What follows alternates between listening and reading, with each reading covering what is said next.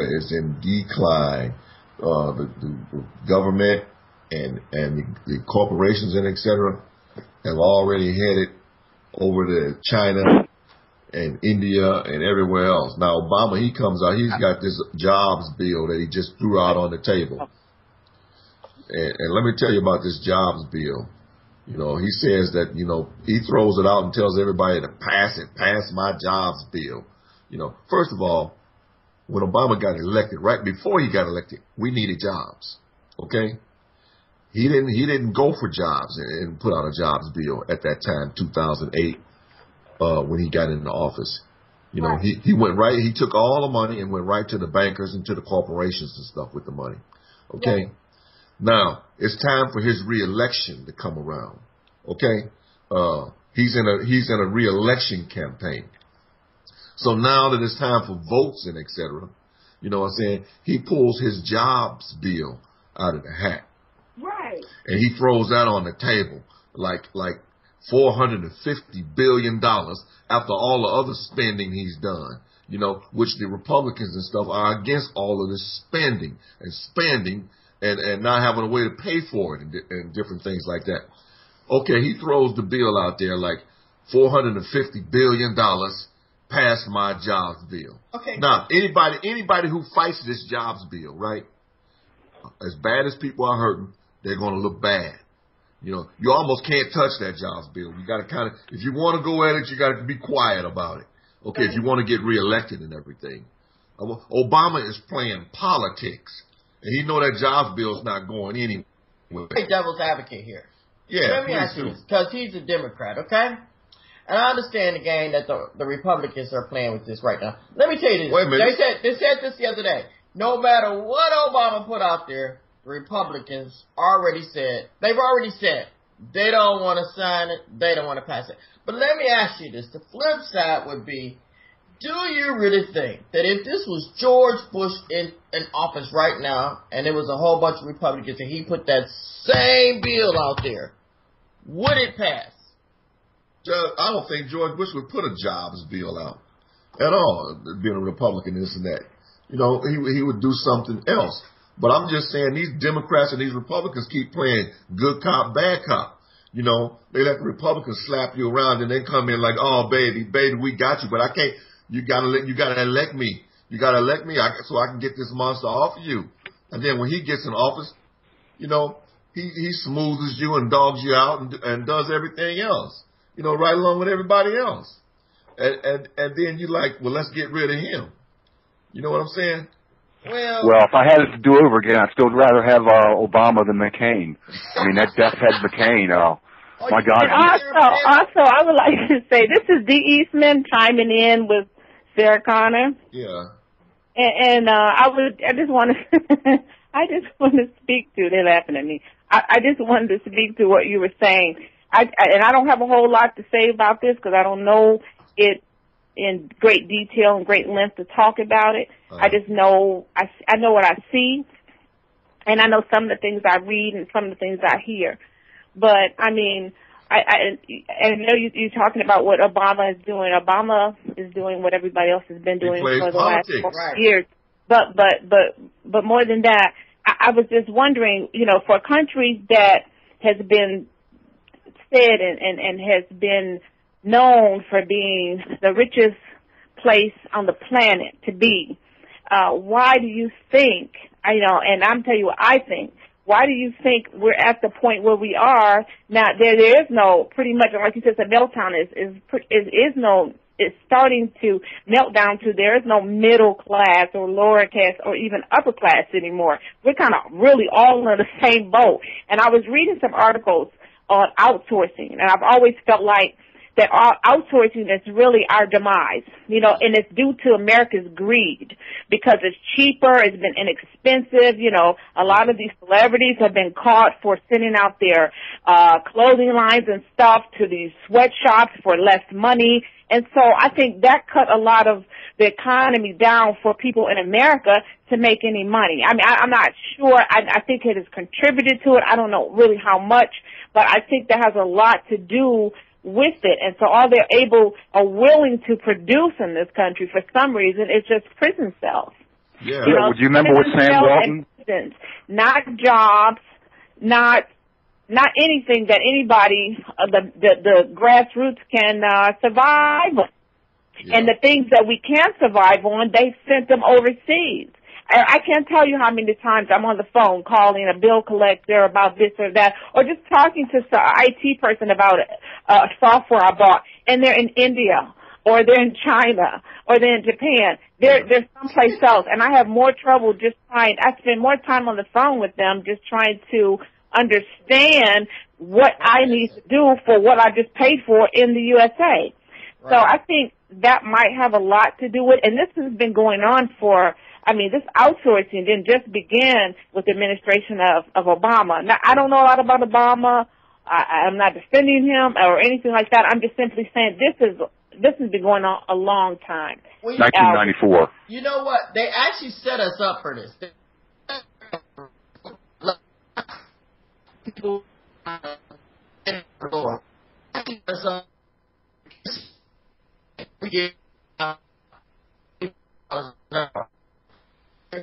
it's because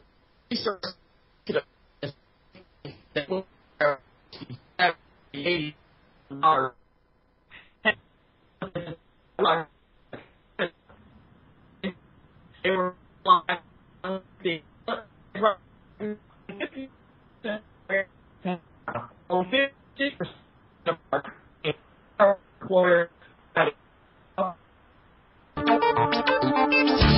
you've got to make them stop, and you've got to indicate to the people who run it, to the people who own it, that unless you're free, the machine will be prevented from working at all. There's a time when the operation of the machine becomes so odious, makes you so sick at heart, that you can't take part. You can't even passively take part. And you've got to put your bodies upon the gears and upon the wheels, upon the levers. Freedoms, access, information, truth, theory, conjecture, debate, discussion. Are these words that inspire you? Well, then welcome to Revolution Radio, where we search and help you search for the truth. We shall not be deterred. We shall stand tall. We stand together to fight against the attempted destruction of mankind from forces we cannot see. We must prevail. We are commercial free, and we are 100% listener and user supported. We are here for you, so stay tuned and prepare to be awoken.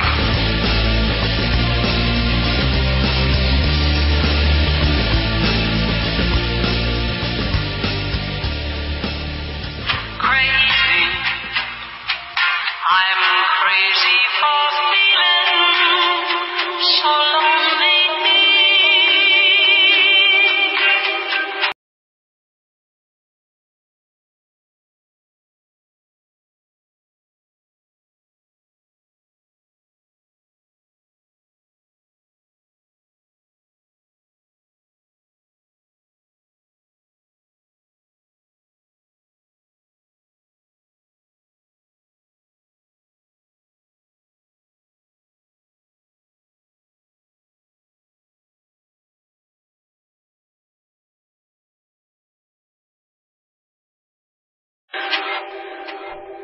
Well, hello again, Revolution Radio. As you see, the sound went out for a moment, and there was splatter and a mess. Maybe due to the solar flares, we have dropped One Iam and his guest, but I will try to reconnect with him here. Looks like they try to make it big that way. They got to hit the dream. So now we're to the point to whereas if you go into any corporation in America and you look in the IT departments, all you see is Asians and Indians. You don't see any Americans. They actually have to fly them in from India and give them temporary green cards to work and then send them back. And it costs millions of dollars, but it has to be done because we're not up to where we up to par educationally wise. Yeah. Well, those countries offer a fast-paced education. As a matter of fact, I just had this scenario 2 times this week. The company that I work for at home, which I can't mention, but anyway, I just had an argument with the IT guy the other day, and I said, look, I'm tired of you people overseas trying to tell me what to do, and y'all don't know what to do, and I got to tell you how to get me back online and assist you. I mean, it just, I understand that we have to do this. And then who's that I was talking to the other day on the phone, and I said, look, could you get me somebody in America right now? Yeah. Well, a lot of it has to do with union busting also, and going for a lower wage, and they moved out of the country for cheaper labor, and pay people nothing, and bring the product back over and sell it for a great deal of money, whether it be gym shoes, clothing, or anything that's made in China. The biggest perpetrator is out Walmart. In fact, Sam Walton, when he started out his Walmart, do you remember what his slogan used to be? Right now, it's always the lowest or something like that. Yeah. His first original slogan was proudly made in America. America, right. And he got big like that. Everybody supported him. And then, boom, that whole family sold us out. And then gave the work to the slave labor Chinese. Yeah. Well, I work for AT&T, and they sent my job overseas, too. If you stuff on capitalism, then that should be like the joy of winning, to go out there and get the cheapest labor possible. I mean, that's what capitalism is all about. And now that it's crippled our country, we want to look at it as if, it's some terrible thing, but it's always been the same thing. Get as much as you can, capitalize, and take advantage of any situation. Now you see where they're taking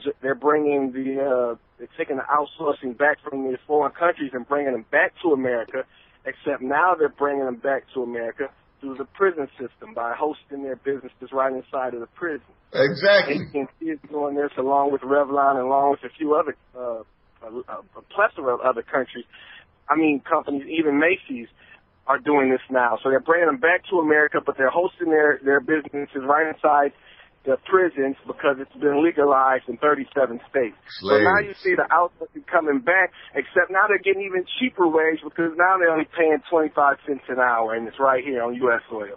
Yeah, amen. Slave labor. Well, it sounds like to me that it's not the issue is poverty, okay? You equate that with money, but really poverty is quality of life. It's a lack of quality of life. You trading your time for dollars, and therefore you taking away from the home. You're not able to spend time with your children, help them with their homework.